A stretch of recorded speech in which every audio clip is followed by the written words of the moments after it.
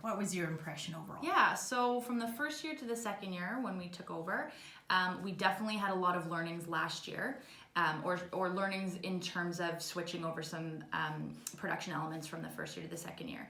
So obviously, because it's in the winter, weather is a big factor. So just a lot of contingency plans that we put in place last year that helped us a lot. We moved our marketplace. Instead of having individual market vendors, we had one giant tent.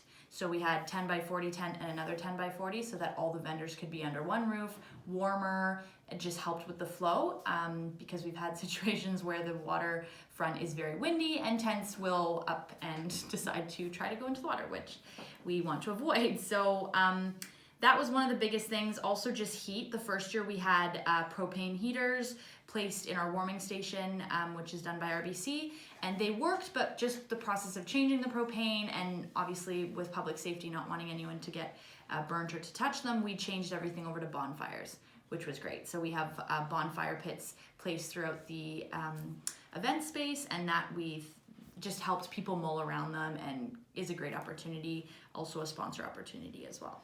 Oh, who sponsored the bonfire pits? So the warming station was RBC, and then it's a new opportunity that we're actually selling for this year. So some s'mores vendors, we've been going after some chocolate companies, so we're still in the works with trying to get that on board. Oh, okay. Any idea who you'll be contacting for chocolates? So we've done the whole crew, Hershey's, we've done, Katie would have the whole list, Chocolateria, Purdy's. One of the challenges I would say about the event is because it's in the winter and because it's an outdoor event, it is hard sometimes to get vendors and sponsors on board who can take the risk, because you don't want product to get ruined if it is snowing, if it is raining. So there are different factors that on our side and on the production side that we have to put into place to make sure we have all our contingency plans in place, rain or shine, promote it to everyone that it's a rain or shine event. And we've been very lucky for the past 2 years. Canadians are a very hardy bunch.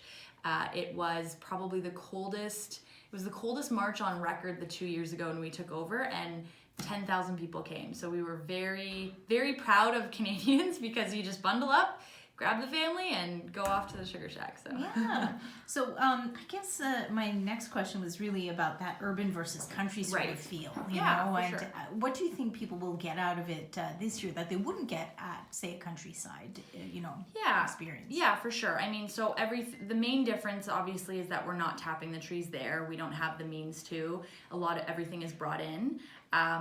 But we try to put the urban spin on it. So, we do our best to try to have as many authentic Quebec foods and Sugar Shack foods. So pea soup, tourtière, pancakes, things like that.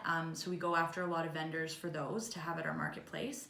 And then we kind of urbanize it and Torontoitize it in the sense that we have, Battle of the Chainsaws. You would never see that at a traditional Sugar Shack, but it's great entertainment. We have a lot of ice activities, so that's different for sure.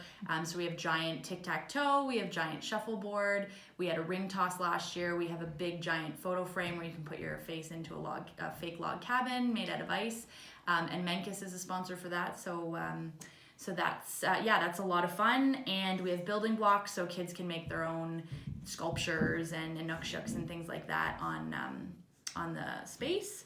So traditionally we're not, like I said, tapping trees. We're bringing it all in. We have a partner, Ice Culture, that does all of the maple taffy for us, so doing all the pouring on the snow and things like that.